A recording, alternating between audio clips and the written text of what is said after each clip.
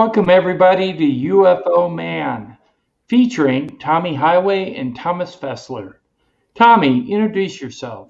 Hello, folks. I'm Tommy Highway. I'm a network engineer, former government employee, and an author. I'm really happy to be here. Special shout out to all you lovers out there for Valentine's Day. If you don't have a lover, go out and find somebody. Yes, if you don't have one, celebrate yourself. That works Thomas. too. Good evening, everyone, and welcome. I'm Thomas L. Fessler. I'm a ufologist and ancient alien theorist, advocating disclosure, practicing remote viewing, non-local consciousness, and vibratory spirituality. I'm always also into plasma cosmology, so good to be here tonight. Welcome, Thomas. Welcome, Tommy. Okay, tonight we have several subjects to talk about, actually 4. But before we start the meat of our program, we are going to do a UFO video review like we did last week and the week before. And we feel that we need to do that first so that you guys can check them out and make an assessment and let us know what you think. We posted on the channel. See if it's credible or not, because that's our whole goal, is to provide credible information. So the first video is a very fast UFO filmed over Virginia Beach, Virginia. Here we go.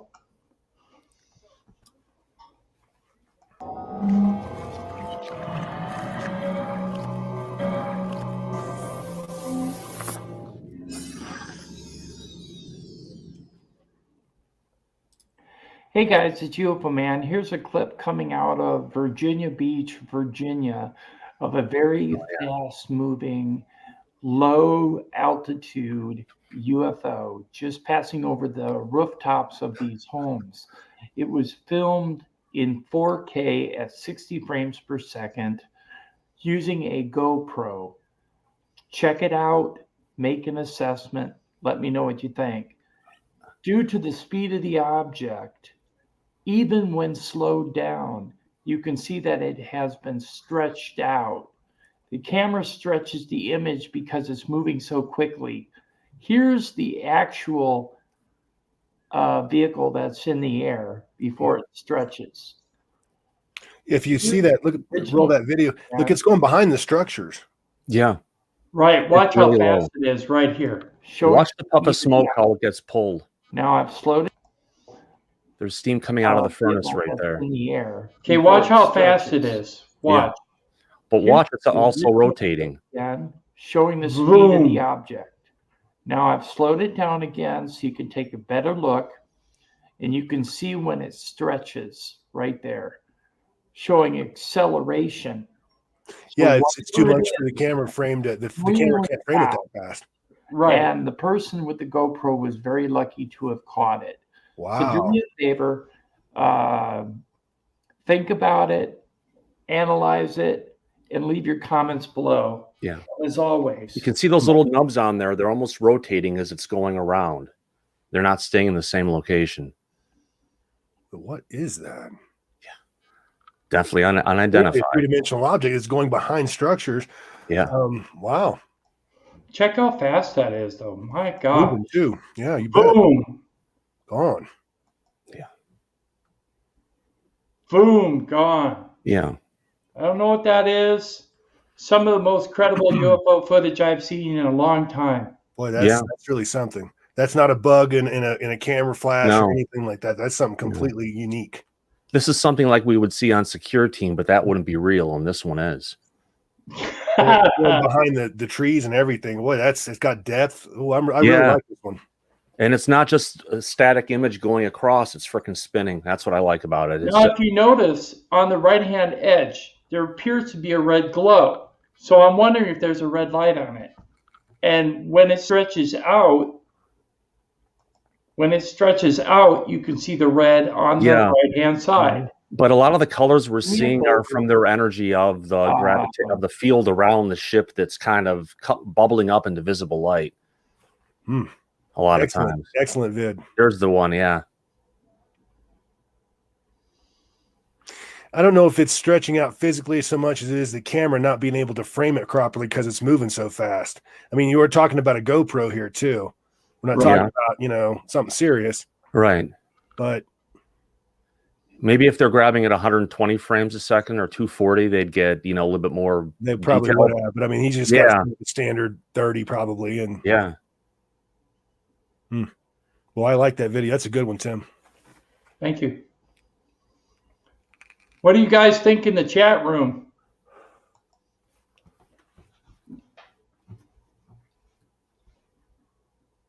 I gotta go to chat here.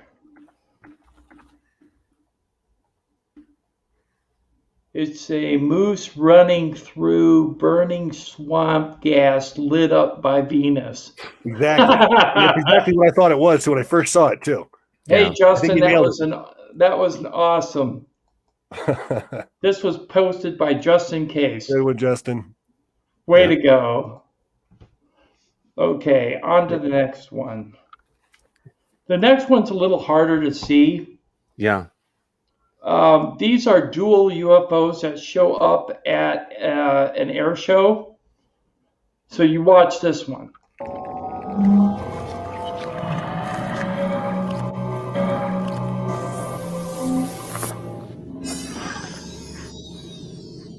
Yeah.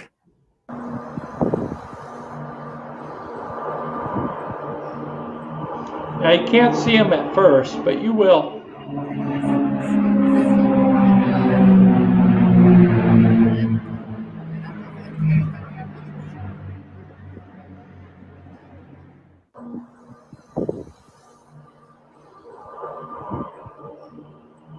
Yep. There are two of them. Yep. See them? Yeah. 1, 2.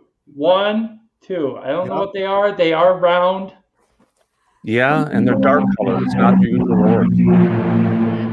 I zoomed in. They don't look like birds. No. There's no wing flutter. Awfully high for birds. There's a zoom in as best I could bring it out. There's another one. The camera doesn't do it justice. We're definitely looking at two physical, three-dimensional objects in the frame. No question about it. They appear to be, I'd say they're quite a bit higher than those planes are. It's kind of hard to tell, but I almost thought that maybe, I'm going to mute the sound here so that we can watch it again without sound. I thought maybe the objects were actually in front of the planes and not really next to them. I think the planes were in the same vicinity, but the objects were closer to the camera. Take a look again, you'll see. Now here you can't even, they're so fast you barely see them. boy, that's true. They were out of there, weren't they? Look at that. Yeah. Watch, here they go. Boom, gone. Here they are.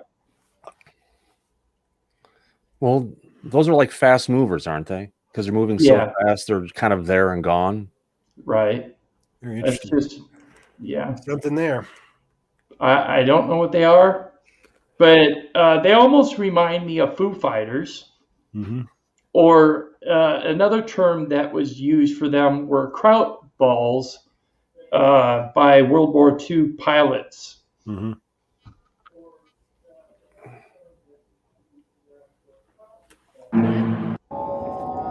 Okay, on to the next one. The next one is a second cylinder vehicle spotted over San Mateo, California on 2/5/2021, which was estimated to be 100 to 250 feet long. Now, the first one that we showed in our last live stream was over the same city, but it was on 1/29/2021. So this is less than a week later, and it's the same thing. Check this out, Tommy.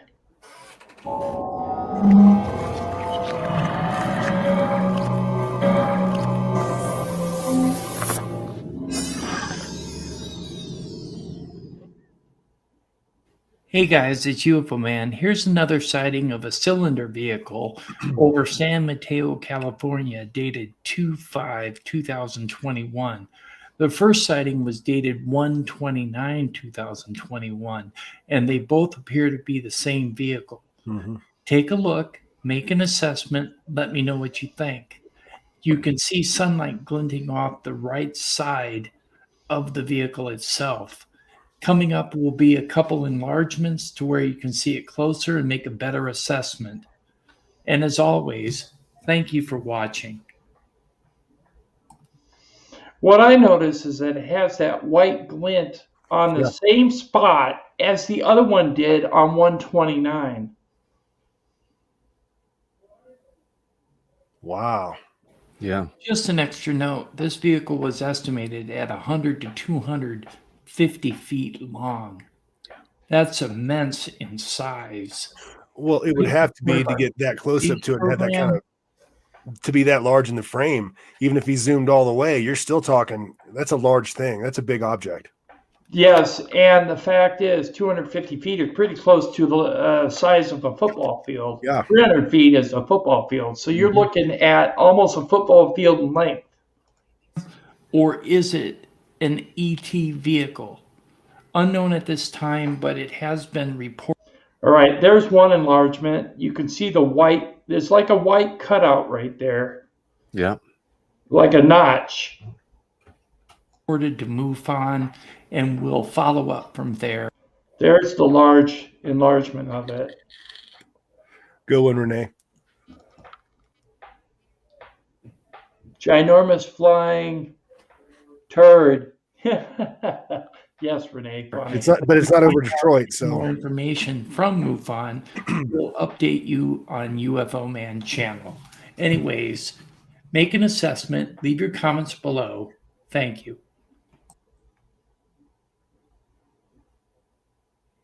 Definite maybe. Yeah, but it's the second one in a week. Yeah.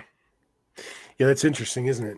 Over the same city. And the thing is, one of the people that come to our chat room by the name of DB Cooper lives really close to San Mateo, and he told me he's going to keep an eye out and let us know if he sees anything like that and keep us updated.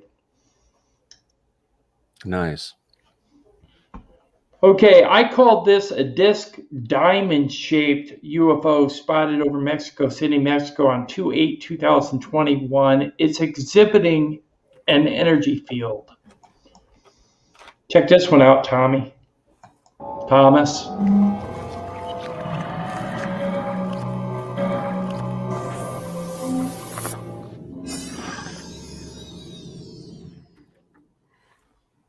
Hey guys, it's UFO Man. Here's a clip coming out of Mexico City, dated 2/8/2021, showing what appears to be a disc or diamond-shaped vehicle, ET or man-made, unknown at this time, traveling toward the northwest against a 20-mile-an-hour steady breeze.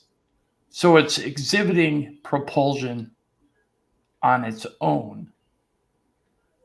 What it is, whether it's a UFO or a drone, is unknown.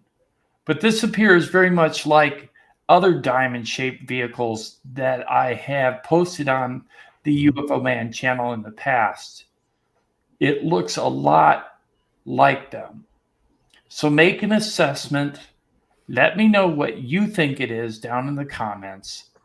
And as always, thank you for watching. Coming up will be an enlarged version of this raw footage where I've enlarged it ×2. Also, there will be some still images at the end of the clip. So stay tuned for the images so you can get a real good close look. And as always, thank you. See, I don't know if that's a disc or if that's actually a diamond. It's hard to say. To me, it looks more like a walnut, like a ring around it. Yeah. Somebody had said that actually, that it looks a little bit like a walnut. Yeah. Yeah. It's just going along its merry way. It's not like it's in a total hurry. And well, let's ask the usual questions. Does it have running lights? No. Does it have any discernible wings? No. Does it have any discernible propulsion system? No. Yeah. So you knock those three things out right off the bat. I mean, we're looking at something extraordinary that shouldn't be there. Yeah, KPP Ahoy in the chat room says it could be a balloon or a drone. If it would be a balloon, we'd see some kind of rotation or movement going on along with it. It seems to be pretty stationary. As far as a drone, that would have to be one heck of a huge drone. Mm-hmm. And besides that, it's traveling against a 20-mile-an-hour wind. Oh, there you go. Right. So here, now I want to stop it here. You see the white energy field around the outside? Yep. Yeah. That's usually indicative of some type of gravitational field, right, Thomas? Yeah, if there were things behind it, we would be able to see if it would be lensing or not. That's where you'd be seeing an enlargement going through that particular area. But yeah, there's something going on around the particular ship itself, and it's not just an effect of the camera trying to, average out the colors. There's too much there. There's a larger picture of it. Yeah. So you can see it a little bit better. And Tommy's right. It does look like a walnut. Yeah. Yeah. So what do you think of that one, Tommy? You think that's a maybe? Definite maybe. Again, we've knocked out the three of the things that would make it a terrestrial aircraft. We cannot identify any of those features on it. So in that case, it's definitely an unidentified flying object. It's something that looks like it's traveling under its own volition, its own propulsion, and it's not supposed to be there. It's not something that looks natural. It's not a natural phenomenon. The one thing I want to bring up in regards to the comment about a balloon in the chat, Mexico sightings, a lot of them are balloons. They put up balloons to fake UFO sightings in some cases, but this one, being that it has the indication of flying against a 20-mile-an-hour wind, makes me think that it's not a balloon. Drone, perhaps, but according to the people that filmed it, there was no sound, and most drones, especially something of that size, would exhibit a large resounding hum of some kind, or it would have to be whirring sound. Something that size would have to be either a serious collector or a state-owned piece of equipment of some sort, because that thing is big. Or military, right. Okay, so we will go to the next one. This is a strange-shaped black UFO over Ireland captured by a car dash cam, or as they called it, a CCTV camera. Here we go.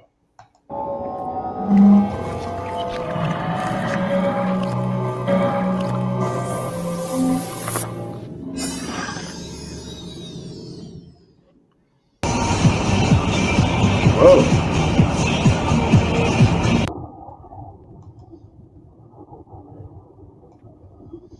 You'll see it on the right. It'll fly by real quick. Now just wait. I'll zoom in.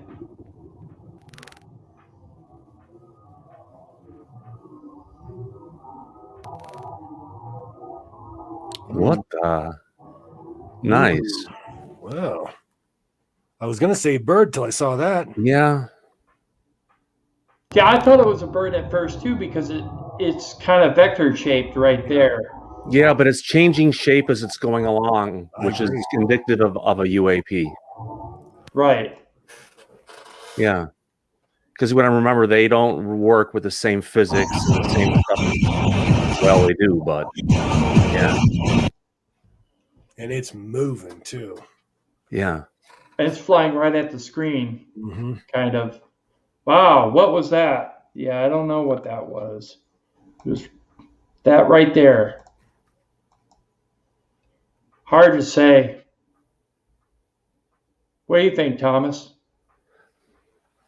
It's hard to say. I mean, it's definitely unidentified. Is it something that's there? Yeah. Is it a bird? No. Is it a drone? No. Is it a plane or a helicopter or anything like that? I've never seen anything like it before. The only thing it could be is that the way that it's moving, it's almost like doubling up. It's creating a mirror effect. So you might actually have something there that looks more like an inverted T than actually having both nubs on top. But I don't know for sure. It could have both nubs. Yeah. I had a person in the chat on the channel actually say it was two overlapping birds, but it didn't have any wing flutter. No, it doesn't. it moves as one object. Yeah, but sometimes when UAPs are going, there'll actually be a mirror effect where they almost project where it looks like there's two, but there's actually just one. That's why I was just saying, because you have that exact pattern being replicated, but it's not complete. They're kind of overlapping a bit. Right. We're also not looking at a high-speed camera footage by any Right. means. No, this is just regular dash cam footage. Right. So, Look along the bottom edge of it. See how it's brighter? yeah, it's got an energy field. Yeah. Okay, on to the next one. This is a fast flashing amber and red light UFO filmed over Venezuela. Here we go.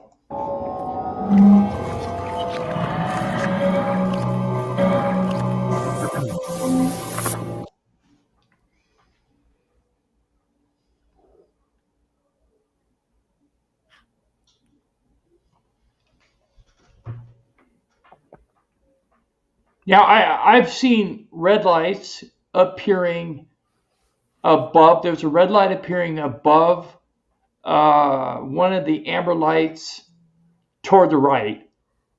And there's other red lights that appear below it and off to the right. You'll see as we go along. I'm going to enlarge it so you can take a look at it. This is slowed down. Okay, if you watch the patterns of the lights, it almost has something to feel like it's a rotation kind of a thing. Now, some of the things are there and they're static, but it's almost, you still got that kind of a cycling that's going on of something. Wait till it gets enlarged and you'll see it better. See the light down below? It just flashed.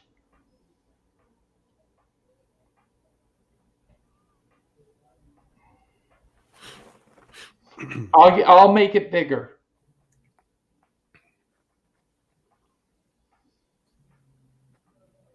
It's hard with this because this is one of those images where the camera is messing with the pixelization of the actual object. Yep. I tried to clear it up, but this is as clear as I could get it. But what's interesting is there are lights to the side and below it. When it reappears, you'll see it. There's one, see it? Yeah. I don't know how big this object is. It seems like it's significantly larger than what we're seeing.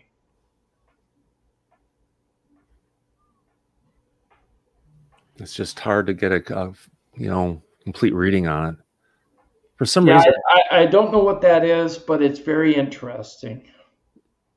For some reason, go ahead, Tommy. I'm sorry. I'd be very interested in knowing what that area looks like in the daytime and see what's back there and see if there's anything that could be causing that. Because you're right, Tim. I am seeing flashes occasionally from the bottom and from the right-hand side of it, but they're faint and they're just there for maybe one frame. From what I understand, when they filmed this, it was above a mountain. It wasn't up against a mountain range. It was above it.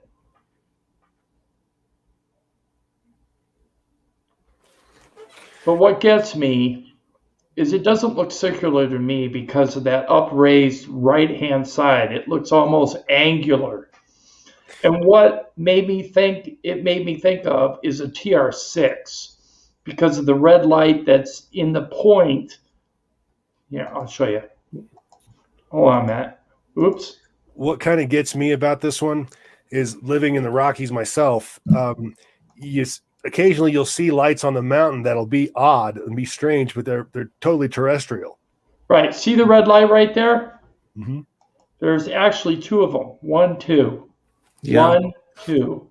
Okay, and then you've got the lights along the edge. It almost looks dart-shaped. And the TR6 is dart-shaped, and it has the red lights in the center, which is almost what this is indicating, although I don't know. It's hard to tell. Is it something? Yeah. Unidentified? Yeah. But there's just a big question mark of what the heck is it? Mm-hmm. Yeah, it's not real clear. I'd want to investigate that. Like I said, I want to know what the conditions were like during the day, elevation, all of that, because that to me, I'm not feeling this one. Okay, I think that's the last of our UFO video review for this week. So we're going to stop sharing that. And our next segment this evening is about CERN. And Tommy Highway is going to take that subject. So, Tommy, take it away. Fantastic. Okay, let me go ahead and share my screen here before we get going, folks. And I'll click the audio button, even though I don't have audio. Okay, let's start here. Okay, a lot of you have heard about CERN, and you've heard all kinds of stories about it. And there are a lot of concerns out there that a lot of people in the scientific community have. And frankly, I'm not a scientist, but I have concerns myself. But let's talk about what CERN is. And basically, what we're talking about, CERN is actually an acronym for a group of scientists, but what they've created here is called the Large Hadron Collider. And this is actually something that's been underground. And it first started on September 10th of 2008, and it is a particle accelerator. Okay, so basically what they've done here is they've created this giant particle accelerator underground. Now, what is a particle accelerator, you ask? That's a great question. What happens is they've got this huge tube, and it's basically a series of magnets, superconductive, supercooled magnets. And what they're doing is they're taking a particle, any kind of small particle, and they're actually sending it through subatomic particles each direction. So at some point, these particles will actually collide. And when they do that, all kinds of interesting things happen, like the Higgs boson particle. Particle has been explained and actually discovered. We've also got things like micro black holes supposedly have been happening while they're doing this. But inevitably, it looks like what they're after is they're trying to not only study particles, but one of the byproducts of this process is actually create, I should say, micro amounts of antimatter. Okay, so and think about it. If we have antimatter, that's going to be a power source that's almost inexhaustible as long as we can make that in large quantities. Now, there are several large colliders all over the place. There's one in China is actually building one right now. I mean, if there wasn't something to the collection of antimatter or the actual science itself of particle collision, then why would the scientists in China even worry about this? I mean, why would they go to the trouble and expense of having such a thing? Now, one of the things that we've been hearing about the CERN collector, and there's been a lot of, let's say, conspiracy theory out there, things of that nature about what it has been doing and what it is, what it isn't, and all of that stuff. So I'm going to go ahead and read an article here from a gentleman by the name of Gary Littman, and he actually has a pretty good article. It says, and I quote, "It is pretty much confirmed the gates of hell are now in this alpine nation we know as Switzerland," which of course is where the collider, the large collider, is actually located. Where exactly is a little unclear. Conspiracy theorists are torn between two locations: the new Gotthard Tunnel and the CERN particle accelerator in Geneva. Okay, so it goes on to say that the ceremony was captured in all of its terrible glory by Swiss television. It was also edited and recaptured and rebroadcast by lesser-known media parishioners, mostly American, with the names such as Vigilant Citizen, Bible False Prophet, Now the End Begins, A Watchman of the Sword, The New American, yada, yada, yada. It goes on up to a bunch of them.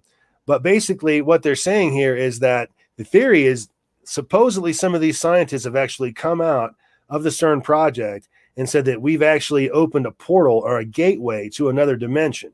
They're not actually talking about the religious and or biblical sense of hell, but they're talking about a realm that we absolutely know nothing about. And I know Tim has some thoughts on that. Tim, would you like to give us what you know on that one? Yeah, they've actually supposedly opened a dimensional doorway, but they haven't verified what's come out of it. There are conspiracy theories out there that demonic beings and ghosts have escaped through that doorway, but we on the UFO Man channel cannot verify that.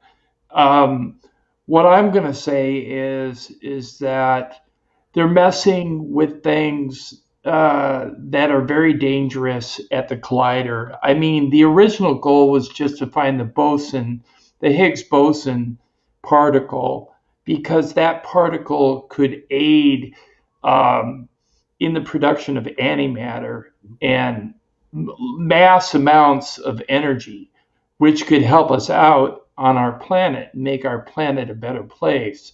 Problem is controlling the explosion of energy inside the magnetic tubes is very difficult. So, Tommy, I'm going to remove your screen for a minute. Go ahead. Oops.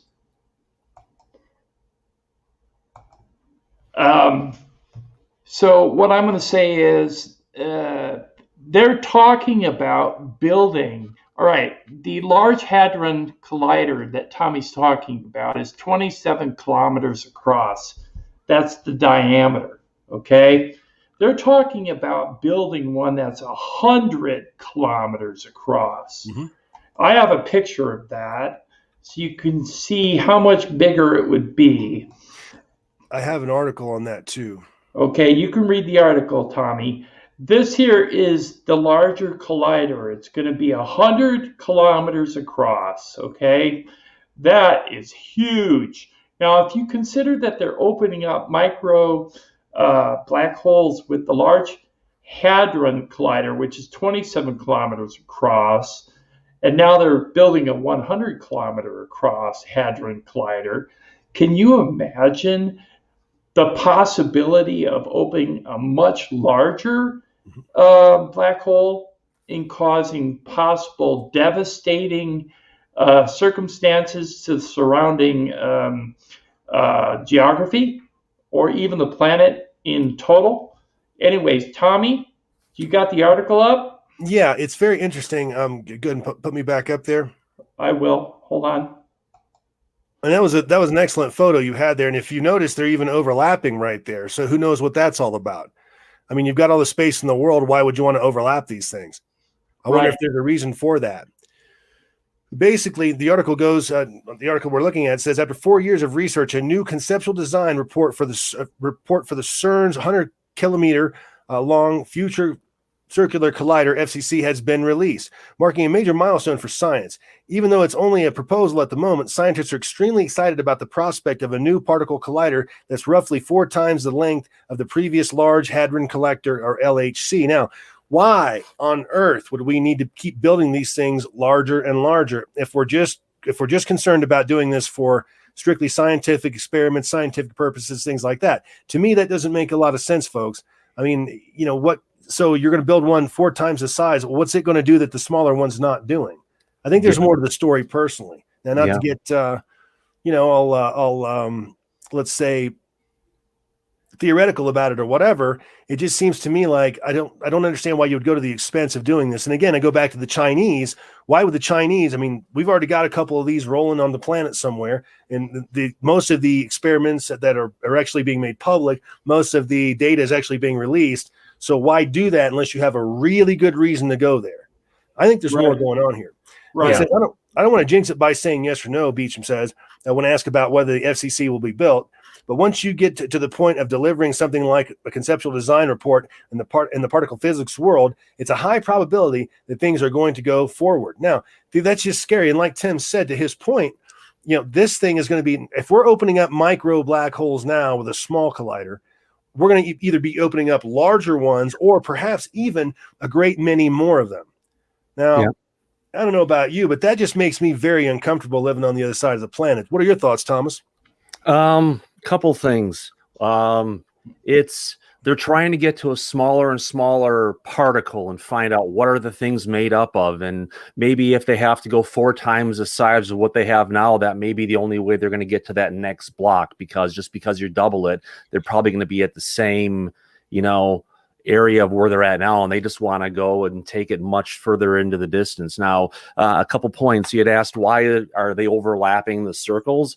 It's because they fire the initial particle in the small loop, which then loops around and goes to the next bigger loop, which then goes around there, goes to the next bigger loop, which is the one they have now. And after that particle is in that beam going around and it's sustained, then they'll take it and inject it into that huge one that they have and really accelerate it really fast. So we're playing with fire.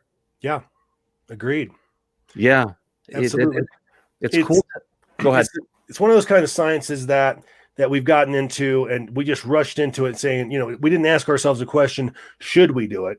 We asked ourselves a question, can we do it? Well, yeah, we can do a whole lot of things.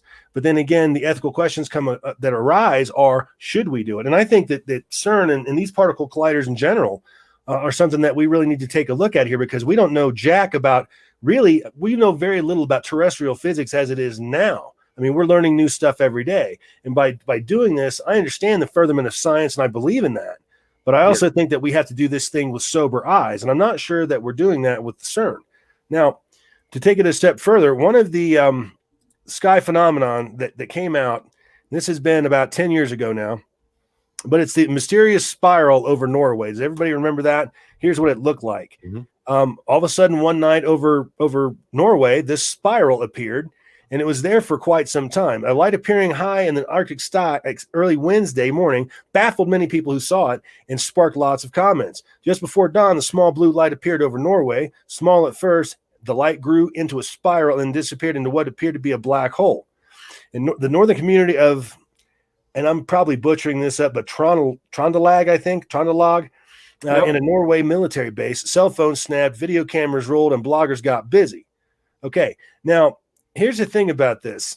This was something that was actually blamed on a possible particle collider. I don't know why, maybe because of the shape of it or whatever, but you heard a lot about this.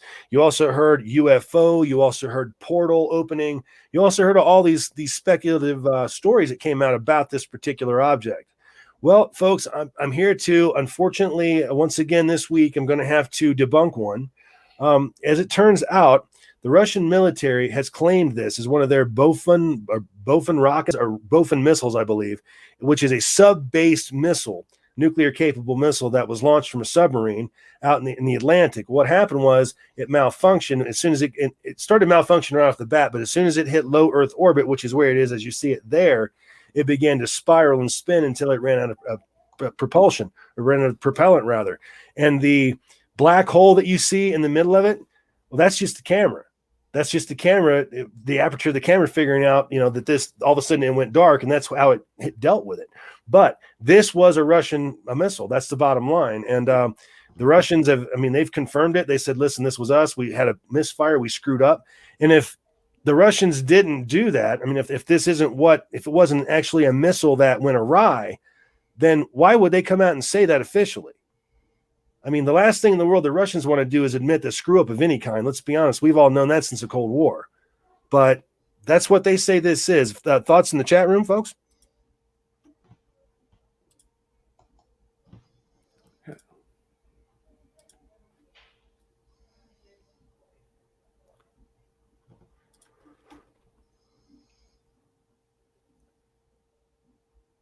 Yeah, that's right. They're right. There are CERN colliders all over the place. That's true. Tim, what are your thoughts? Yeah, they're building them bigger all the time. There was one in Texas, according to Thomas. Mm-hmm. There's one in Texas. Yeah, but this is on the missile that went off by the Russians. And to your point, Tommy, about that, we can believe the Russians. And yeah, they may have said was ours and everything, but it is from the Russians.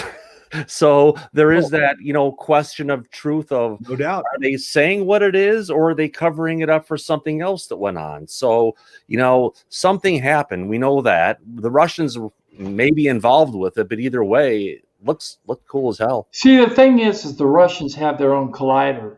So it's like, I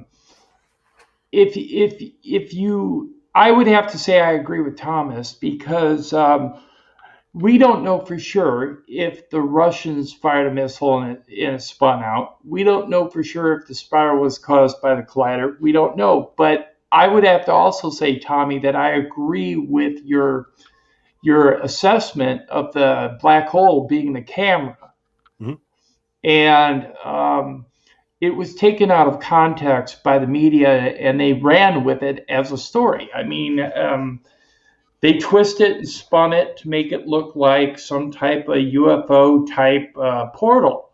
Now, that doesn't go without saying that the collider could be opening a portal to a dimension that would allow UFOs into our domain, because scientists have been talking for quite some time that dimensions are a possibility for the origin of some alien life forms. So if that's the case, perhaps the collider is aiding in that effort. We don't know. We can't verify that. But what were you going to say, Tommy? My thoughts on the colliders are these things are expensive. They're very difficult to maintain. They break down all the time. And it just seems like an awful lot of time and trouble for multiple countries to be building these things strictly for the basis of scientific research. I'm not going for it. I think that these things are creating antimatter, and I think that we're just trying to figure out, to Thomas's point, they're building a larger one, maybe to try to get to mine more antimatter and that sort of thing. And I think that's why they're going through the expense, because nobody's going to go through that kind of money, that kind of time, trouble, and effort unless they've got something other than scientific purposes in mind. Yeah. Derek Daugherty in the chat said Dan Aykroyd saw something similar to the spiral as a kid, apparently, but I think it was red. Yeah. So that's interesting. Yeah. And right before that spiral went off, Obama flew up to Norway, where they went and saw this thing from. So it's kind of like, yeah, there's some different timings with regards to it, but there's also some interesting people who were in the exact area where it was going on when it happened. Interesting. Very interesting. Yeah. Yeah, so I would say the CERN is very interesting, yes, but very dangerous. And I think that also they're playing God up there with the particle collider. They've got to be careful because who knows? They don't really know what they're doing. They know that they're accelerating particles, but they don't know the end result. Right. Yeah. So every time that we've played God through history as the human species, how well has that worked out for us? We've always created something more monstrous than we actually tried to create. Yeah. Let's see if the UFOs interject on this one, because they haven't liked what we've been doing with nuclear bombs. And I wouldn't doubt they're one of the reasons that there aren't any more tests and things going on for where we're at. I do know for a fact that there have been sightings over the collider's geographical location when it's been turned on. There has been an increase in sightings in the area of Geneva now, and in Switzerland in general. We did an intensive search for UFO footage that we could present tonight in regards to that, but there's nothing current. And we wanted to provide current information. So we are just left with the information. Okay, we're going to move on to our next subject this evening. The next subject this evening, let's see here. I've got to do something here first.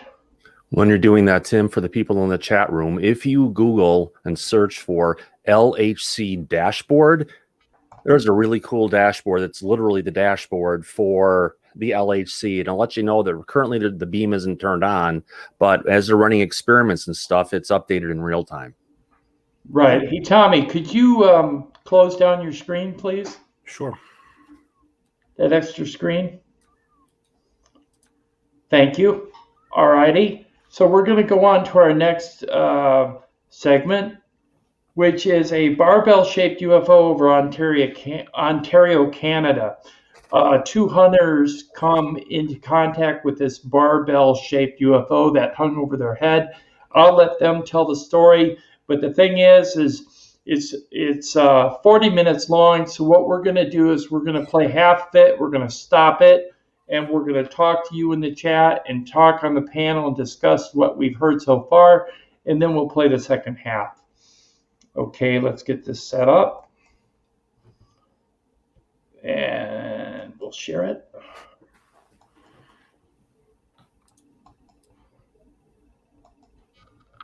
Here we go.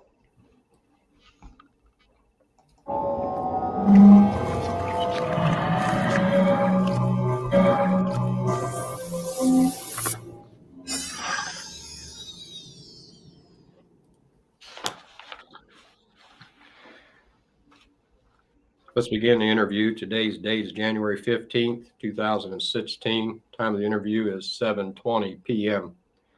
Attending this interview will be myself, witness number 1. My name is Phil Leach. One of my studies is ufology. I am also a state section director here in Indiana for MUFON, the Mutual UFO Network.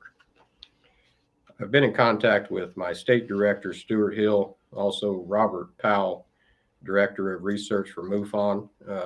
Myself and Robert has submitted some questions to the witness. We're going to go over that today. Briefly, my background consists of years of public service, including positions in law enforcement, emergency medical services, fire department, county coroner's office, which includes training, investigation, and follow-ups, along with specialized training in communications, site evidence, recovery, and gathering of evidence, and other topics. We'll put it that way. This interview is an account of a otherworldly craft witnessed by 3 individuals at a distance of 400 feet. These witnesses were on a hunting trip in Canada in August of 2013. As requested by the witness in the case, their identity will remain hidden along with the exact location of where the event occurred.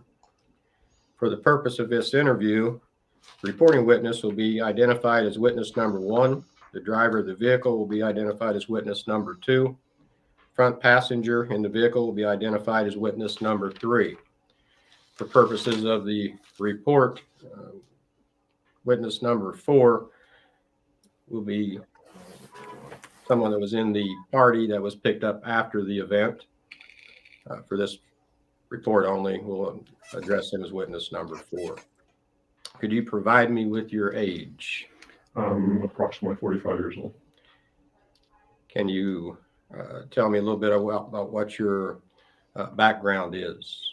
I'm typically involved in a lot of advanced technology work with Department of Defense kind of applications. So just about all of my typical past has been involved with advanced technologies, all kinds of things from electromagnetic systems all the way into sensor design and optical systems. Okay. Have you gone public with this story before? I have not. Okay. Can you tell me why you think it's important to come out now with what happened? What do you want to tell the public? Well, it was an important part of my, I guess, a milestone in my lifetime, and I'm hoping that by the story coming out that we might find additional people that have had either experiences or can support some of the technological detail that we're looking for to try to explain how the vehicle flies and some of the novel characteristics that were noted out of this experience. Could you begin by telling me the date and time of the event, the seating of the witnesses in the vehicle? Maybe you can start somewhere in the area when you finished your hunting trip there. You going back to the vehicle would be fine. Okay. So the date was August 28th, 2013. Approximate time of the event is about 9:40 p.m. And I was picked up by witness number 2, who was driving the vehicle, and he had with him witness number 3 as well, already in the vehicle. We were driving down this basically a logging road and trying to make our way back to the main highway sections. We're roughly about 8 miles outside of the highway, so it's quite a long duration trip to get back to the main highway. We were roughly 4.5 or 5 miles from the main road when I noted something over my shoulder. I was actually sitting in the back of the vehicle. This was a late model 2013 Ford pickup. It was one of the crew cab style with a seat in the back, and I was sitting in the back. The witness 2 was driving. Witness 3 was in the passenger side front seat. I noted some lights flashing. The very first indication that I saw that was almost a flashing glare in the right-hand side rear window of the vehicle. I caught it in my peripheral vision. So it was actually just over my right-hand shoulder. I quick spun around because I thought that was unusual, as we were out in the middle of nowhere. Literally, it was wilderness. And so my immediate first thoughts were, this is really late for a helicopter to be out in the middle of nowhere. And I first thought that possibly it was a helicopter. It was a relatively low altitude. From the first time that I saw it until it disappeared, that total time period was about 6.5 or 7 minutes total time frame. The amount of time that from the first indication that I saw it until it was directly in front of us was about a minute, maybe a minute and 20 seconds. And in that same amount of time, I was immediately jumping for my cameras, my phone. I had a Motorola Droid with me, cell phone, and I also had a relatively late model Sony HD camera. And I grabbed my phone first because I knew I could get that to boot up and take video relatively quick. I grabbed it. Whenever I pulled it out and looked at it, it was going through a boot sequence, just as if it was just first turned on and trying to reboot. I knew that would be at least 35 to 40 seconds prior to it being able to actually be at the home screen. So I dropped that on the seat of the vehicle and I grabbed my Sony camera, started to try to get that to boot. I attempted to boot it 2 or 3 times and could not get that camera to boot with this craft in front of us. By this time, the craft was probably at my 1 o'clock position, so it was about looking straight over witness 3's left shoulder. So it was about me looking from the center of the vehicle in the back seat straight to the right-hand front pillar, windshield pillar. And the vehicle was at a low enough altitude that we could actually see it through you could see it through the windshield. You did not have to be crouched down or anything. It was relatively low. If I were to estimate its altitude, it was probably in the, I'm going to say 150 to 175 feet of elevation. That was probably the highest it was at any one point through this whole thing. So the vehicle, we stopped the vehicle, and I told the witness that was driving, I said, stop the vehicle, and he stopped it. He shut it off, and we sat there and observed the thing. And I immediately was going for I said, there's no way that this vehicle can turn off my rifle sight. So I had a brand new Nikon 3x9x50 rifle scope. So I grabbed my rifle and rifle scope, attached to it out of my pack. I had my windows down, so I immediately hung it out the side of the vehicle, and I opened the side door and was observing this craft. And the very first thing that was intense was just how bright this thing was. It was spectacular. Having been involved with optical systems in the past, I mean, we're talking about a vehicle that this thing looked like a stadium lighting kind of scenario. It was brilliant in the amount of light that it was creating, and the lights that it emitted were not incoherent light. It was coherent light. It was salty to my eyes. It was just as if I was looking at into a laser that had been passed through a diffraction grating or something of that nature. It was not a focused laser. It was a defocused laser kind of look. So anyway, the vehicle was transferring across the front of the windshield. By this time,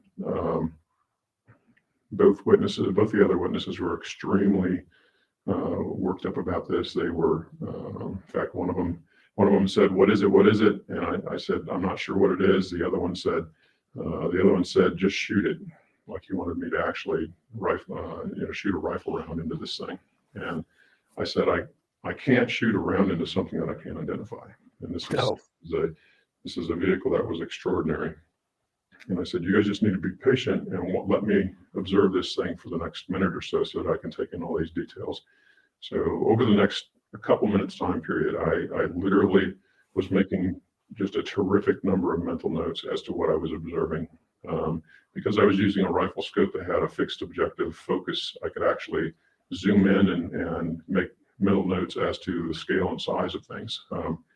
This vehicle was, I mean, it was huge. It's rough dimensions about now that we've come back and made calculations, about 170 feet in length, about 60, probably 55 to 60 feet in diameter on the outer disc sections, and about 20 or 21 feet thick. Had just an amazing look to it. The vehicle looked as if it was made out of a forged piece of mercury. It was brilliant and polished, and there was absolutely no lines whatsoever, no rivets. Immediately, I'm a pilot, and I was immediately looking for all of the things you would normally see in an aircraft. I was looking for, lines for the fuselage that would indicate a door or indicate landing gear, or even looking for a place for where's the propulsion system on this thing. And there was nothing to be discovered in that regard. What was able to be discovered was a very elegant set of what I initially thought were lights around the outside perimeter of this vehicle. Actually turned out they're anodes or cathodes of some kind. This thing was electromagnetically flying. It was flying by virtue of some kind of a spinning electric field. And I have been involved with a terrific amount of research projects in the past that had high voltage, high frequency involved. So immediately I could derive exactly what was being observed. There was more than 12 inches deep blue plasma, indigo plasma, that was surrounding this vehicle. And that told me that the amount of voltage pressure, if you will, in the propulsion system was astronomical. It was huge, millions and millions of volts.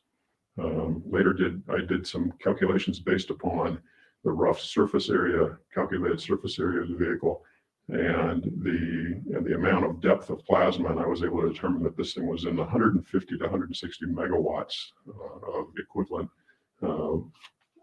energy in order to generate a plasma covering that many square inches of area to that depth. It's a terrific amount of plasma.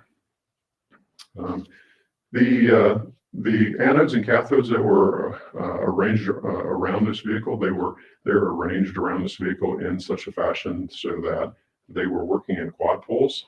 There were basically two rings of lights, roughly 21 lights on the top section, 21 lights on the bottom section, and the opposite. This thing looks like a dog bone.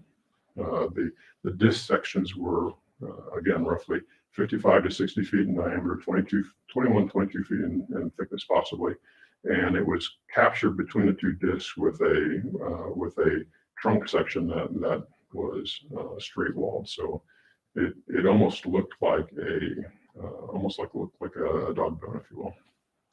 The lights that were on the vehicle were actually working counter-rotating. So the lights on the left-hand side were actually rotating in a counterclockwise, and the lights on the other side of the vehicle were in a clockwise. So it almost looked like an optical egg beater. It was very interesting. And the anodes and cathodes were working seemingly in a four lights, too high, too low pairs, because they were at the same color at the same time period. All of the anodes and cathodes, as they were spinning, or as this thing was generating its field, it was literally changing light color. And only because I had the Nikon scope was I able to actually determine that the anodes and cathodes were not generating a light. The light was being generated by the electrical field force that was being emitted by the anodes and cathodes and its interaction to light. The actual light that was being generated was in a cone that was not necessarily perfectly attached to that dome where the anode and cathode was located. Each of these anodes and cathodes that were on the outside of this vehicle were roughly 6 inches in diameter. They looked like a little sphere, half sphere. And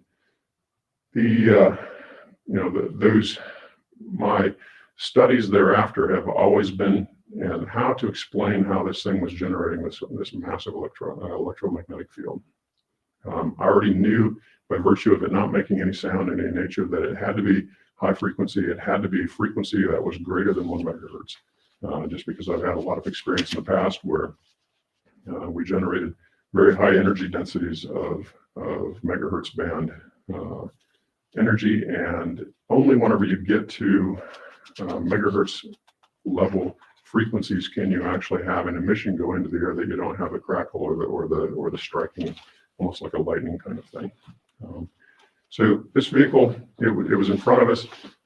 We exited the truck, walked around the front of the truck. I laid the rifle scope across the hood of the truck so that I had a better perspective to actually continue to take notes on some of what I was observing. The vehicle it had a contrail of very high frequency energy of some kind. It almost looked like the contrail was it almost had a cone that it was emitted from the back of the vehicle, but the back of the vehicle not relative to the physical back of the vehicle, but relative to the distance or the direction of its travel. And that contrail never changed, even though the vehicle was actually in a spin. It was about a 1 minute interval for its rotation as it was traveling in front of us, and the contrail always stayed to the back side of the direction of this vehicle, no matter what its orientation to us was. Inside that cone was a terrific number of little ionized air sparkles. It's the easiest way. It looked like fireworks almost. But there was zero noise from any of that effort. It was a brilliant look, but I couldn't explain after seeing it how I could see something that brilliant and not have any noise, because if this would have been a firework of some kind, you would have heard all kinds of noise of its operation. So again, I was able to make a determination pretty relatively quick that this had to be the outcome of a very high frequency electromagnetic field. So I observed the vehicle for another 2 or 2.5 minutes. I then turned the rifle scope over to both the other two witnesses, and they took a minute or so each in observing it. By that time, the vehicle had made its way to our left, which was actually a northward direction. And as they were observing that, one of the other witnesses looked and said, "Hey, there's another vehicle," and he actually spotted another vehicle. It was identical. It looked similar colors, and it was about to our east. It was about 2 or 2.5 miles distance. We observed that one for about probably 2 or 3 minutes, and at the same time, we were watching the original first vehicle that was going to our north, to our left, and that vehicle continued. We observed that one until it was probably 3 miles or 3.5 miles away before we lost it in the tree line. We also spotted a third vehicle in that same time period. The third vehicle was further north. Probably, if I were to put an estimate on it, it was possibly 8 or 10 miles north, and it was at much higher altitude, and it accelerated away and over our heads at a just unbelievable velocity. The acceleration was almost immediate. It went from the color temperature that we were seeing with the vehicle that was right in front of us to a brilliant white with a trail of blue, which almost looked like it was trailing a blue plasma behind it. And it went straight over our heads. And we literally watched that one disappear into the horizon. The total time period of that was determined because about the same time that I turned my rifle scope over to the other guys, I pulled out my Sony camera and I turned it on quick, and I got it to turn on, and I actually started to record all of this stuff. There is video of the event. The video is very black noise goused, so it's I did get the camera to stay on, but the camera has not a lot of good video on it. What it does have, which was extraordinary, is it captured a really unusual interference pattern, and the interference was it was an electrical interference, almost like a kind of think of it as a hum bars, and you would see in an old video analog system. There's no way that is a satellite. Oh, it's moving over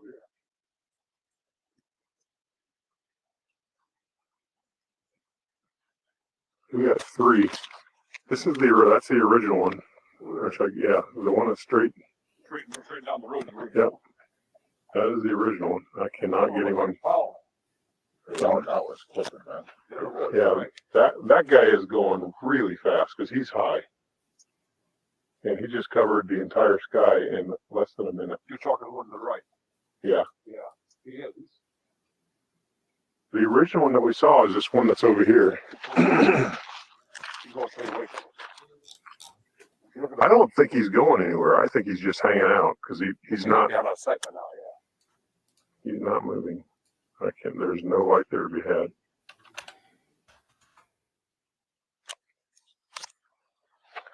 Crazy that I can't get it on video. Where you can see it, but you can't get it on video. What is that?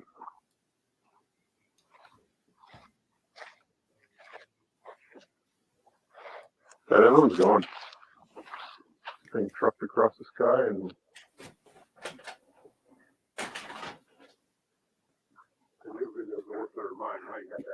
Oh, that's the other one we're looking at right there. what's that? That's the other one we're looking at right there. Yeah. Putting it on over there, whatever it is. Anyway, I caught that. We saw it in the video after we got back to camp, and I said I just can't believe that we didn't get video of this, because I could see it. It's right there. I'm visually watching this thing, but yet the camera would not identify it very, very well.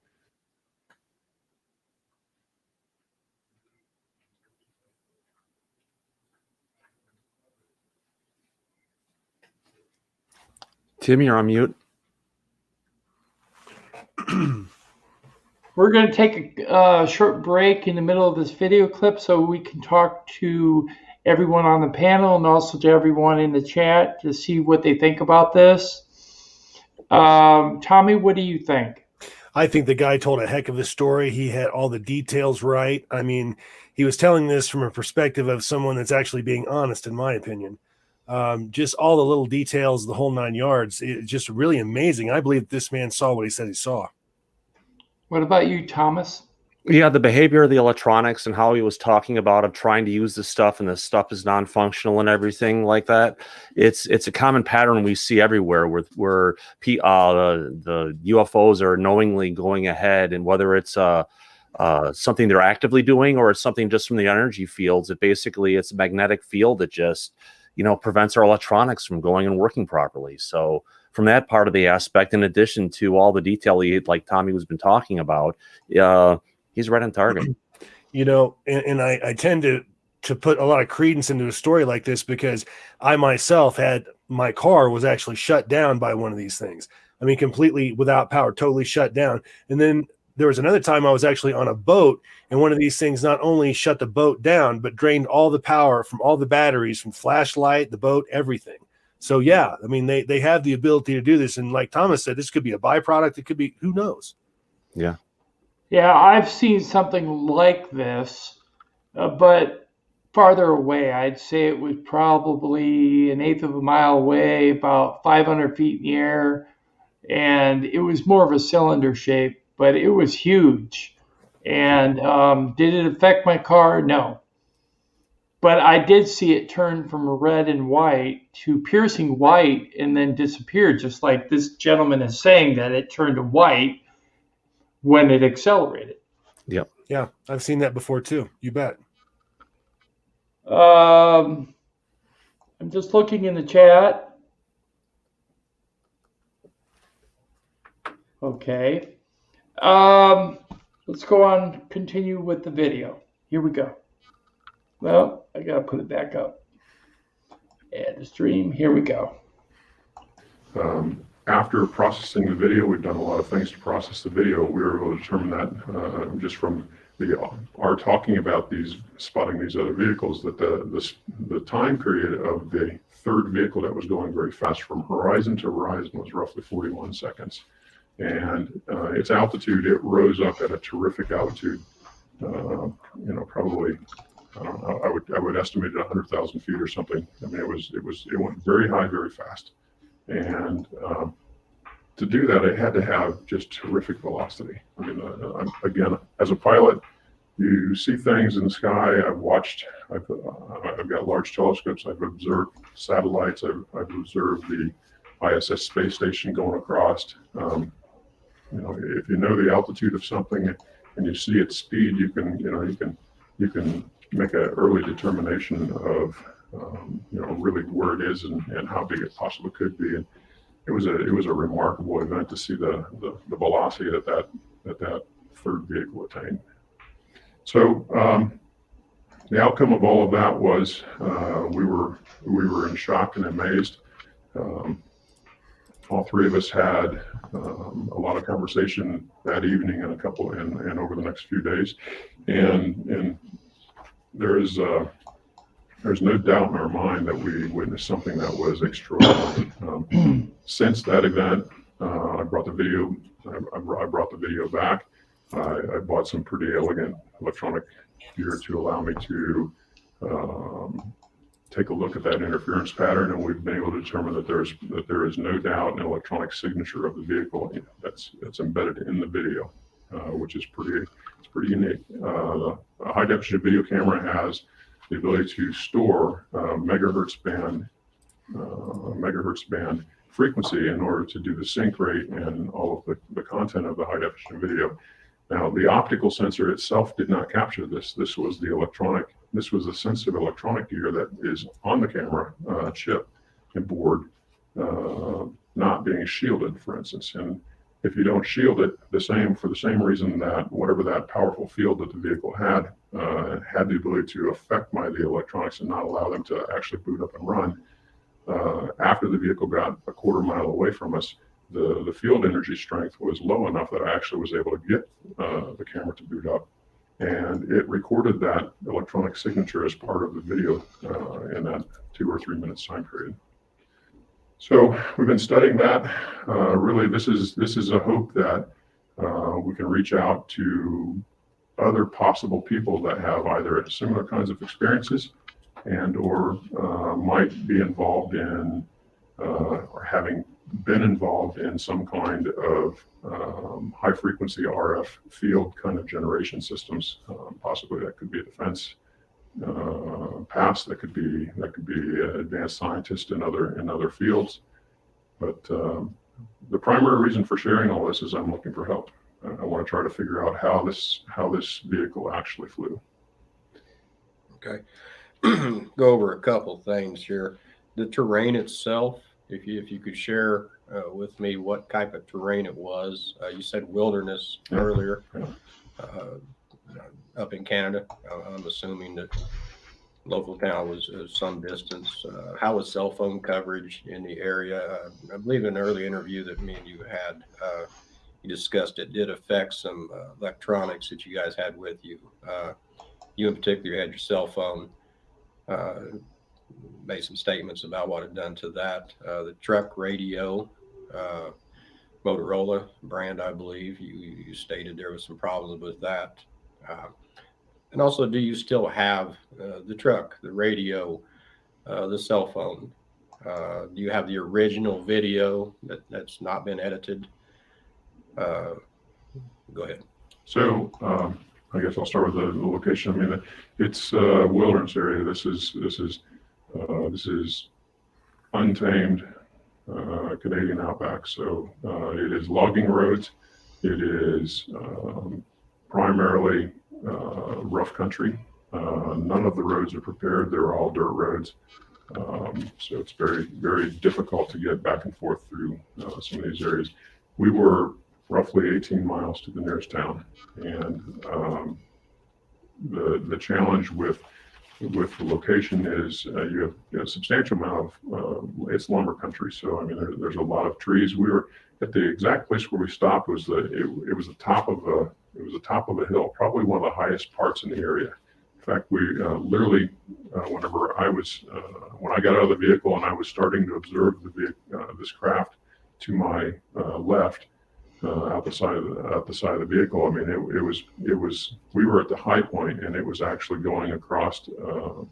There's an area down there that actually had a pretty nice little lake, and the vehicle, this craft did not change its elevation; it stayed relatively constant. Whenever we were at the highest peak, it was only about another 140 or 150 feet above us. That's the height. The nearest distance from us to it was probably about 275 to 375 feet, roughly. That was the nearest distance. So if you would triangulate that, you know, that puts the vehicle, that puts us within, you know, it was 400 feet, 450 feet. The cell phone, I mean, there's no cell phone towers in that area. I mean, there's nothing up there. So until you get out on the main roads, that's they only give you sparse cell phone coverage, and it's only in the towns and only along the main highway areas. So we didn't have any access to cell phones, cell phone coverage in that until you would get all the way out and back out to the highway. In a previous interview, you stated that your cell phone had gotten hot to the touch. If you could speak on that a little bit. What makes you, did the object, in your belief, drain the cell phone battery? Also, you said your camera, video camera was going through the boot up process. Eventually started working with the object was a little bit a quarter mile away from you. You got some video. What's your opinion of why it didn't take that battery down also as it would with the cell phone? I believe you stated in an interview we spoke with earlier, the camera had around 41% left possibly on it. If you could tell me a little bit about that. Yeah, so my cell phone, it never did come back to a full boot. It did get very hot. The battery was completely zero by the time I got back to camp. I was able to plug it in and charge it for about 8 or 10 minutes and get it to turn back on. And I later made a call to my wife that evening from it. So I mean, the phone wasn't damaged from a standpoint of exposure to this powerful electromagnetic field, but it was without a question affected from a battery standpoint. Now, why the battery in the phone versus the battery in the camera or the battery in the vehicle, for instance? I don't know the answer to that. The camera battery, you know, it still had many percent left. In fact, I took video when we got back to camp. I took video of some of the camp later that evening as well. I was doing that primarily from a control standpoint. I wanted to capture additional video on the same camera. I had captured video from before the event, and I'd also captured video after the event from the same camera. And I was using that just as a protocol of control. Whenever you come back and analyze this thing, what changed? Is there anything that's changed? Because that could lead to some better understanding of what kind of field that I was actually exposed to. Okay. Some follow-up questions. Can you explain any emotions you might have had while this event was occurring? Was this, well, just tell me what your emotions that you believe that you was experiencing. I was pretty cool, calm, and collected. Normally am that type of individual. I'm in a lot of cases, part of my job is to be an observant individual to events, to things, to technology, and so that's by nature my standard. The other two witnesses, they had a completely different experience. I was viewing something and thinking this is probably the coolest thing I'm ever going to see in my lifetime. They were seeing something and thinking that it was going to possibly, you know, do something to us, and we couldn't explain how, how or what or where or when. So, you know, while they were throwing out all kinds of 4-letter explicitives defining just how exciting this thing was to observe, I said, you guys need to shut up because I really need to collect all the information that I can here mentally so that I can process this. And that's part of my job. I've been doing that for a good many years. All right, let's begin the interview. Today's date is January 15th, 2016. The time of this interview is 8:18 p.m. I have here with me witness number 2. If you could explain what occurred that evening, start from where the time that you was arriving back at the vehicle to get in the vehicle to go back to the campsite, and what happened from that point on. Okay, I would say after we got in the vehicle, you know, of course we was all excited and stuff because my buddy just got up, and we were celebrating and talking and, you know, cheering that on the way down out of the woods. and we had quite a ways to go back down out of the woods, and we just, like I said, chit-chatting about the night and about the hunt. And as we was coming down out of the woods, driving down the logging road or trail, whatever you want to call it, we just happened to, the fellow in the back seat basically saw some lights in the air, you know, as an airplane or something, and was just observing it. And then he just, at the time, mentioned, well, saying, hey, you know, hold, stop a little bit, you know, because this is, you know, this is something different, you know. And of course we stopped and started looking at it and things. And yeah, you know, of course it did look a little different. I mean, than most airplanes and stuff and things like that. And then, like I said, he was pretty excited about it, and basically, I guess, wanted to get out of the vehicle at that time. And so we did. We stopped and got out of the vehicle and started observing what we saw. Okay.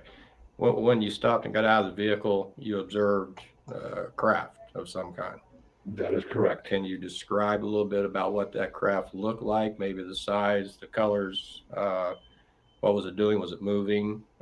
Anything you can tell me at all about the craft? Yeah, it was definitely, you know, I guess pretty good size, I would say. As far as myself, you know, knowing and saying how far it was, how close we was to it, you know, I guess I'm not that great at judging that, and especially after dark and things, I couldn't say that. But one thing I did notice is that it wasn't, I guess, a normal airplane or craft because of the, you know, having a green light on one side and red light on the other, like you normally see. And as my buddy was basically, you know, excited about it and starting to describe some of the things that, you know, man, look at that, you know, with the different lights or something like that, you know, different colored lights, until I actually observed that, yes, there is different colored lights. You know, it's not just the same, and it's not just a winged aircraft like an airplane or something like that. And another amazing thing too is, you know, we had our windows down, of course, looking at it. And actually at one time we even, I think he started it, it might have been when we were still in the vehicle, I think, has looked at it through his scope from his rifle that he was carrying that night. And you know, I think after I got out, I looked at it through scope there a short time too. I think we all three did at short time. Of course, you know, my buddy, the one that was in the back seat, basically looked at it the longest because it was his scope, and it also was his, he was more intrigued in it. Okay. Did you notice anything coming out of the craft? Any what we call emissions, smoke trails or colors? Or yeah, well, no smoke trails or anything, but it's more of a something like it was, I don't know what to say. I don't really want to say fire coming out of it. Okay. But more maybe like sparklers or something like that of you know, something that was propelling it to go forward is what I would call that, which, you know, what that would be for. And one of the amazing things is that when we got out, and like I said, me again, not observant and stuff, but with my buddy mentioning about no noise, and you stop and say, hey, there is no noise. I mean, we didn't see nothing. And the craft was, like I said, I couldn't tell you for sure how close it was, but it was close enough that we should have heard something, yes. I mean, we wasn't that far away. So it was close enough. You could have took a shot at it. Oh, yes, and I believe I even mentioned You mentioned that? Okay. Yeah, when he was looking at through the gun, I do remember about I'm just making a wisecrack saying, well, just shoot it, you know. And I don't know if I said shoot it, well, maybe identify it later or whatever, but maybe that's what I was thinking. But you know, that was, yeah, that was, oh yeah, definitely close enough for the rifle that he had. If he wanted to do that, it was way closer than that. Okay. I can't even say how, I'd be, I guess, really guessing to try to say how close. Okay. Again, was you the driver of the vehicle? I was not. I was a passenger in the passenger seat up front. Okay. Can you tell me a little bit about maybe some of your background? Is there anything, training, military, anything like that? I Just a brief. do not have any military background or training. I've never been in any forces of any kind. I've just been, I guess, a farmer all my life, and working for myself and certain things like that. So no, I Yeah. All right. You pretty sure of the object that you was looking at was not man-made. Can we say that, or? Well, I'm not going to say it was man. I'm not going to say it was man-made or it was not man-made, because, like I said, I'm just not that much of a person that paid that much detail and looked at that much detail and stuff of it. So, would you go back there now to that same area? oh, without a question, it would not. Yeah, it would not bother me. Wouldn't bother you? No, not at all. Okay. No. It upset you quite a bit during. No, I'm not going to say it did. Okay. It did not upset me. I guess I'm a man of God, and I'm not going to let something here on the earth, to scare me or to keep me away. I wouldn't say that I, stayed up nights and it worried me at all. No, not any. Okay. How many objects did you see that evening? I recall, we did see a second one that was farther off, a second object, and basically I would say back again that it was not a regular aircraft with the, red lights on one side, green lights on the other, or whatever that you see flying in the air like an airplane.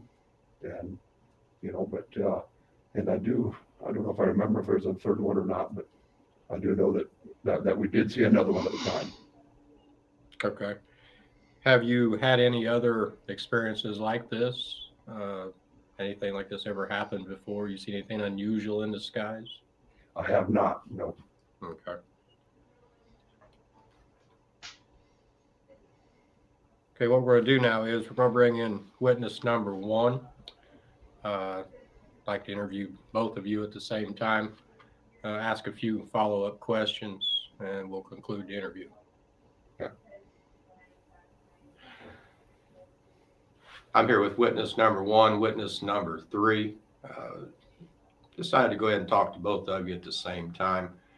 Can you explain how this has changed your life, either during, now, whatever you can share with us? Sometimes these events are very dramatic. They cause a lot of problems sometimes. Go ahead. I've had a little bit of a loss of sleep over the events. I've woken up with dreams of it. Pretty consistently, I'm thinking about it.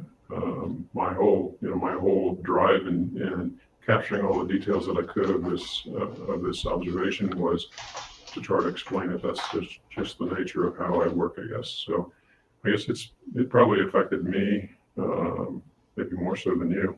But I'm kind of in the position of, I want to try to explain this. I want to try to figure it out.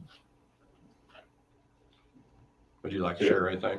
Well, I myself, it hasn't, I guess, bothered me. I really haven't thought too much about it until, my buddy had mentioned about it, here the other day about doing this interview. And then I just started thinking back a little bit about it. But like I said, not losing any sleep over it or not bothering my day-to-day thing at all. Okay. Can either one of you tell me if you've had any feeling of lost time, or the event seemed longer to you than to the other witness?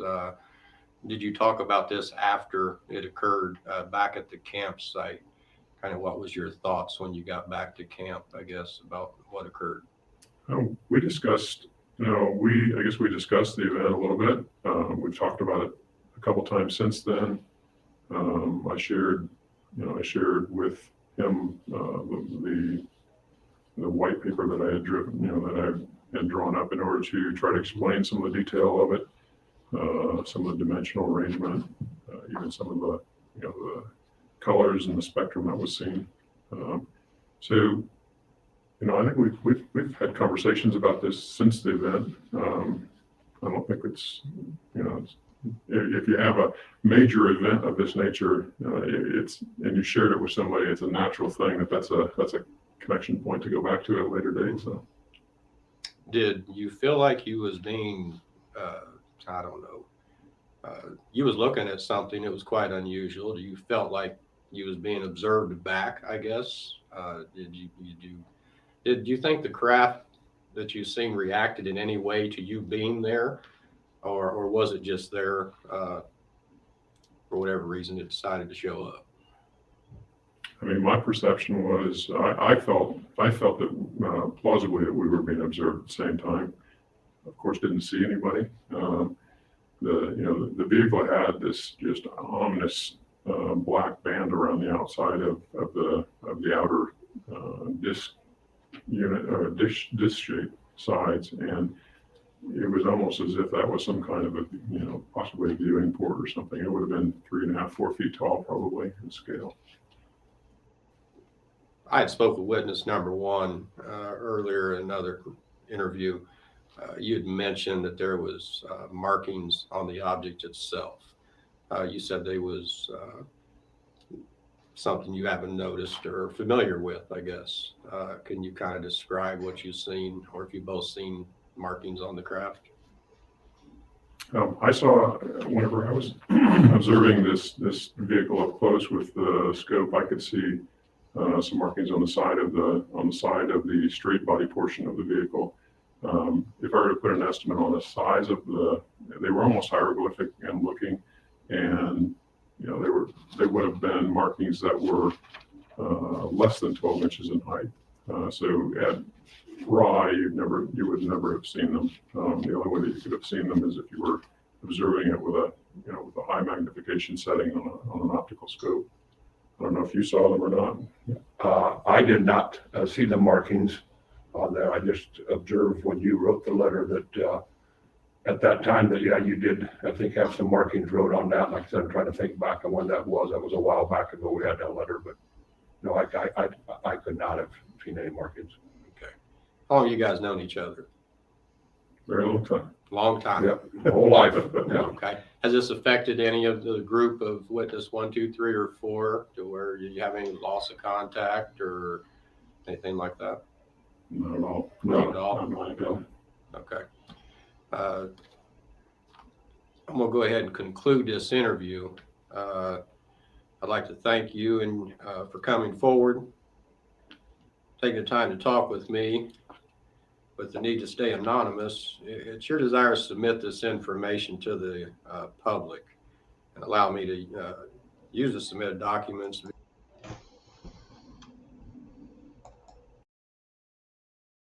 Hey, what'd you guys think of that? What'd you think, Tommy? Well, wonderful story. Absolutely believable. I mean, you got two witnesses telling the same story. You got corroboration going on there. I like this story. I really do. Tell you something else I like about it. I myself have had a couple of experiences, and one of them was with a group of people. 10 years later, I'm walking through a shopping mall, and one of the girls that happened to be there, who I didn't really know, I'd met her, it's like the second time I'd ever met her, but when the incident occurred. But 10 years later, I'm walking through a shopping mall, and this woman comes up out of nowhere, walks right up to me. I recognize her, 10 years older, and immediately starts talking about this encounter that we had right in front of her husband when he was blown completely away. So she'd been withholding this inside without being able to talk to anybody since it happened until she saw me and it triggered it. So, I mean, I get what these guys are saying. There's definitely something to that. When you go through an experience like this, it creates a bond between people, a really weird one, but nevertheless a bond. So I get it. Right. If you see something up close, it's very memorable. It's life-changing. Oh, Thomas, absolutely. What do you want to say? Can't hear you. You're muted. Oh, cool. All right. So honestly, I'm having the biggest deja vu on this story because I swear I've heard this story before about the ship. It actually a second one and everything, and the way they're just talking about it and the shooting, and one guy telling the other guy to shoot at it and stuff. So for me, for somehow, somewhere, I know this story and I don't know why, but it's a very good story. Their accounting of everything, the corroboration between the two people, their recollection of everything, they're talking like it's something that really went on, and they're not adding in too much more detail than a person who wouldn't be there in making it up. It would usually kind of add into it. So Right. stammering, stuttering, different kinds of things you'd hear in their voices. They were very relaxed when they were talking, besides hiding their anonymity, which I understand in Canada, because people in Canada get a lot of shade for talking about UFOs. So yeah, you're gonna say, Tommy? Anywhere. Yeah, we get it here too. I know. Yeah, we do. Okay, Thomas, do you want to take it away with segment 3? We're going to be talking about the UAP theory according to an article that Thomas found on UAPs. It's a detailed analysis of whether UAP should be or is. And it references the 2013 Puerto Rico UFO FLIR footage of an object flying through the air, entering the ocean, coming out from the ocean, and splitting into two. Take it away, Thomas. Awesome. Thank you. Oops. My fault. No problem. Make sure. Sorry about that. See everything here. All right, cool. So 2013, let me just get this dialed in a little bit smaller so it's all showing. All right, cool. So we are going to start off, and I'm going to show the Rafael Hernandez Airport from Aguadilla, Puerto Rico in 2013. What's significant about this UAP video is that it gives a lot more detail that we never saw in any of the videos that have come out from the Nimitz or any of the stuff from the East Coast, what looked like a giant spinning top. This is a long, contiguous, about 2.5 minute clip that shows a UFO that's initially picked up. Now, this is by a camera that someone is actually taking, moving around from Department of State and Homeland Security. And they're going, and basically there's a little dot there in the center that's kind of moving around where he's tracking this UFO. Now, the UFO was initially by the airport, and it just passed the runway, and he's going to go ahead and trying to zoom into it. Now, as we're looking at this, black is white, white is black. It's basically, it's a heat map for what they're looking at, looking at, if you want to call it, at the areas surrounding the airport. And so when they started picking this thing up, we've got a long, contiguous, another couple minutes still into it, where it's going to fly around. And now notice when you're seeing it flying around, it almost looks like it's tumbling. Or there's like, some bubbling going around the actual surface of the UAP as it's moving, like we're kind of getting right now, almost like it's inside of a glass bubble. Now, where's the next piece? We're going to come into it. Now, as it's going to go ahead and turn and go by some different things, we're going to see it where it's going to disappear and come back, and it looks like it's kind of vanishing, but really it's not. Now, as it's going to get out near the water shortly, we're going to watch when it's going to go into the water.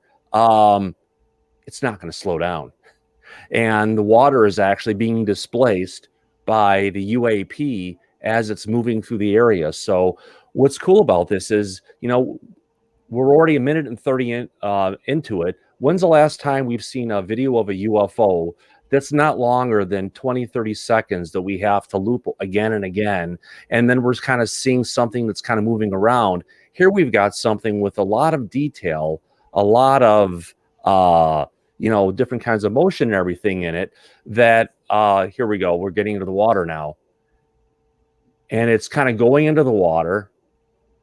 We'll see. It's becoming a USO is what it's doing. Yeah, but what's cool is we don't have any craft known to man that can hit the water going 100 miles an hour and not slow down, and then not even that, go underneath the water and keep on moving it. And they're actually displacing the water as it's moving along, so they're actually still picking up as it's moving underwater. So from an overall piece of film, this is about the best. Again, this is the best clip we've got that's out in the public today. Granted, with disclosure, hopefully some better stuff will come along. But until then, let's go ahead and throw this in the background and go ahead and bring up and start talking about some of the characteristics of what we were just taking a look at. So, characteristics of UAPs. Well, first of all, UAPs are not flying, they're falling. Considering UAPs are subject to the laws of motion, which is debatable, but for the most part, they're subject to the same forces that are around the planet that we know about. Now, there may be other forces that we're not aware of, but for the most part, we all play by the same rules in this respect.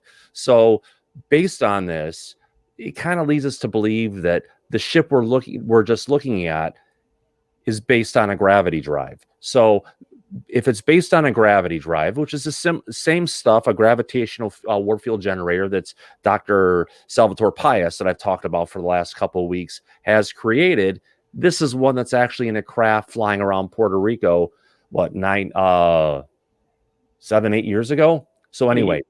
8 years ago. Yeah. So first, number one, UAPs should be round or geometrical. As there's no preferred forward-facing direction, since they use space-time as their control surface, they don't need any wings or afterburners. So you have something that's kind of geometric, similar in shape or round. So as they're going and moving and doing different things, they can move in any particular direction by changing their gravitational field. So number two, UAPs can maneuver in sharp angles and high speeds, just like we saw and we know about the Tic Tacs, because they move on geodesics and are in zero G. Next one, particles are moving along a curved geometry of the space surrounding them. So basically, as you have the UAP is going through the air, is pushing through it, it's displacing the space around it as it moves. So along those lines, thus UAPs have an envelope of vacuum around them and can move without friction in both air and water, which they can enter and exit without impedance, just like we just saw. They can move faster than would be possible for any UAP that's in any craft that's in contact with the air or water today. Next one, number 4, UAPs move very quietly or silently. Unlike jets, they may not create a sonic boom when they're going supersonic. So we've heard about the Tic Tacs before, dropping from 40,000 feet down to 50 feet in a fraction of a second, and they're not cracking the sound barrier. Again, that's because they have the gravitational field around them. The next one, number 5, gravitational lensing is observed around UAPs. Now, this is that field we'll see around them sometimes. And when they maneuver, as they must change their shaft of their distortion field to change their trajectory. So basically, they've got a gravitational field and they're always falling in a direction. And if they want to fall in a different direction, that field that's around the ship is not constant. They have to change it to start falling in a different direction. They have to move the warp bubble around the ship. They have to control the direction of the bubble. And then when they control the direction of the bubble, that's the direction they're going to fall. Exactly. So if this optical effect is large enough, we can see the UAP change its shape as it accelerates or turns. The image background surrounding the UAP is also visually distorted. And that was one of the things that we can talk about in a bit, where they're going to see it where we've got the ship and it's passing by telephone poles, and as it's passing behind these things and we can see the stuff going behind it, we're seeing that gravitational lensing effect, which is kind of like looking at something that kind of warps around it and extends it out like a magnifying glass. That's also visible, Thomas, when you see some of the videos we showed at the beginning of the live stream, where we showed that diamond walnut shaped vehicle that had that energy field around it. That is the field that we're talking about. Absolutely. Now here's the next one, which is really cool. UAPs can be made invisible from below. So there are a bunch of things above us. We just can't see them. So by choosing the distortion field in such a way that light going down from the UAP is lensed back up or to the sides, from those upward positions, we should hence be able to see one or more mirages of a UAP if if such a cloak is active. So again, we've talked about, there's been a lot of discussion about on the UFO on the internet with regards to seeing shapes up in clouds, but nothing is there, but the shape of the cloud is there and everything. Well, Right. there you go. Next one is UAPs just can't be completely cloaked and should appear okay, so they can't be cloaked and should appear undistorted if they intend to emit a beam or either to scan the environment, map the ground, or attack. So if you have a gravitational warp field that's going around your ship and you want to shoot a beam down or you want to scan things or different stuff, your stuff has to get through the warp field unless they've created things to go ahead and be able to have a beam control itself as it's going through something that warps light and everything else. They have to shut the stuff down for certain purposes, which potentially could be a vulnerability of the ships. Or unless their physics aren't necessarily the same as our physics that we're applying to this issue. Because if their physics are different, then maybe they can fire a beam through their warp field without dropping the field. Yeah, that would be really cool if they could, but there's a chance they can, and there's another chance if we're trying to shoot something up towards them and they've got the warp field around them, it's just going to warp and go right around them. Yeah. All right, next one. UAPs may appear like they're surrounded by glass. We just saw that a couple seconds ago.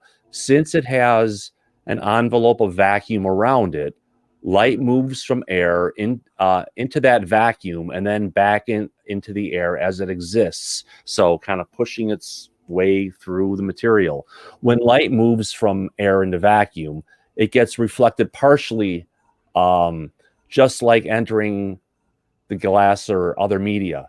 At high altitudes, direct sunlight may be lensed, reflected, and refracted to produce gleaming spots or rings around the UAP. A pilot can then have a false impression that the UAP is surrounded by glass. Kind of like they talked about that one UFO that looked like it was in a transparent rectangle. Right. Wasn't that recent? Yeah, and there was also one of a transparent cube with like a circular vehicle on the inside of it. Right. And as we know, the energy output from UAPs is kind of significant, causing the air to heat up and emit a visible light like a light bulb. Kind of that's why we're always seeing the lights on UFOs. They're usually not light. It's their engines or their fields around the ships that are causing those particular lights.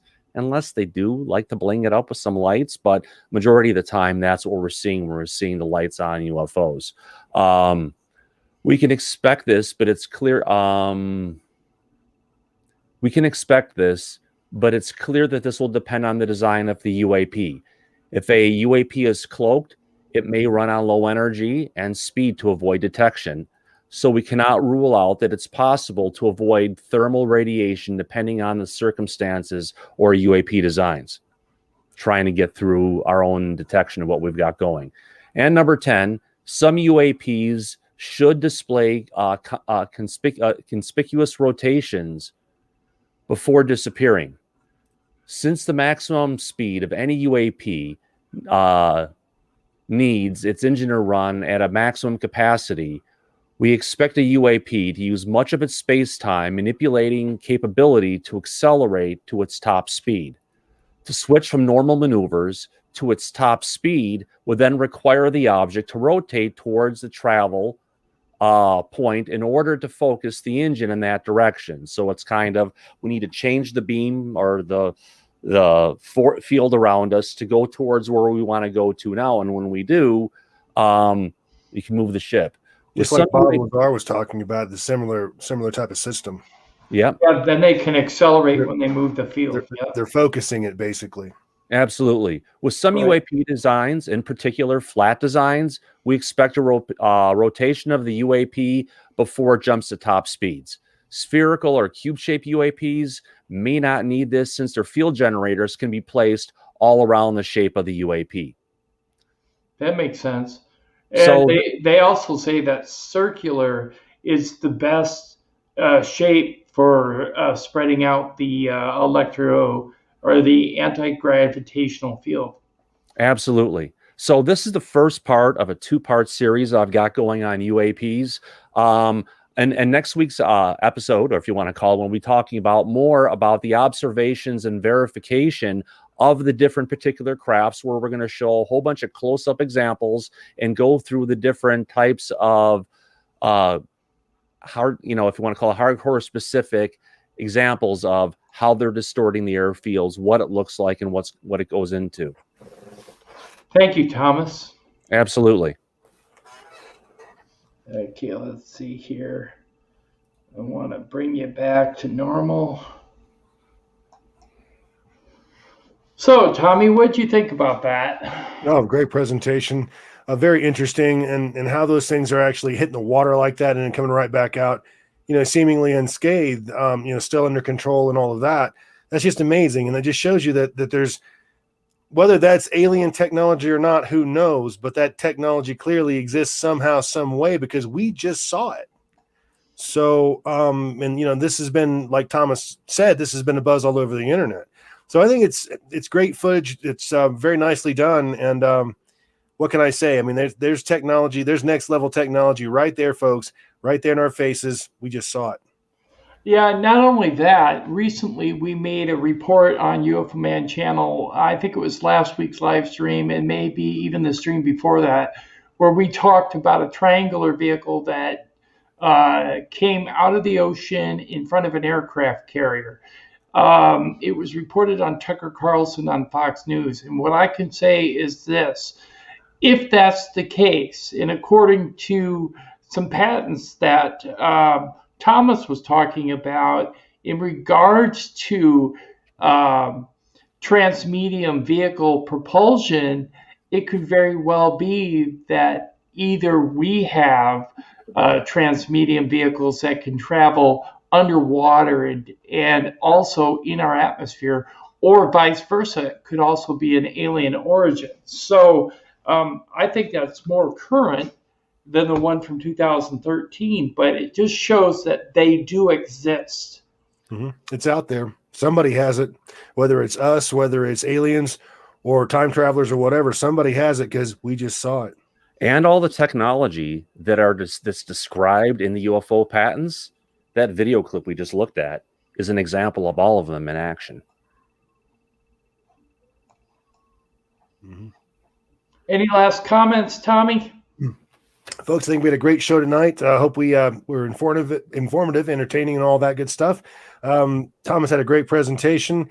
You know, just every time we meet, every time we have a show, the way I look at this, folks, is that we get one step closer to disclosure, at least among ourselves. So we appreciate everybody for coming out. Tim, my brother, as always, thank you for having me. And Thomas, thanks for joining us. You're awesome. Welcome, Tommy. Thomas? It's been a great show, everybody. I'm glad everyone stuck around and we could go ahead and spend some time and talk about UFOs and their technology and everything that's coming ahead of us. And it's always a pleasure being here. Tim? Yeah, I have to say one thing. In regards to UFOs and disclosure, I think UFO disclosure will only happen amongst us. Mm-hmm. The people within the community and the people we bring into the community, it's not going to happen from a governmental standpoint from the United States. Why? Because they don't want to lose control over the technology. They don't want to lose control over the knowledge that what they have could change our planet, could get rid of fossil fuels, the petroleum-based economy that we have. It could totally change everything for the better, but they don't want the better. They want to make the big, mighty dollar. So what I'm saying to you is disclosure will happen as a grass movement. It'll be us. It'll be you in the chat. It'll be everyone online. So keep looking up, keep recording with your cell phone cameras, and keep a positive outlook, because disclosure will happen in our time, but through us. Let's hope it makes a grassroots movement, because if we have a grass movement, it might go up in smoke. Yeah, grassroots is what I meant. Thanks, Thomas. Anyways, I want to thank everybody in the chat. I want to thank everybody who participated online, and I want to thank everybody on the panel. And good night. Good night.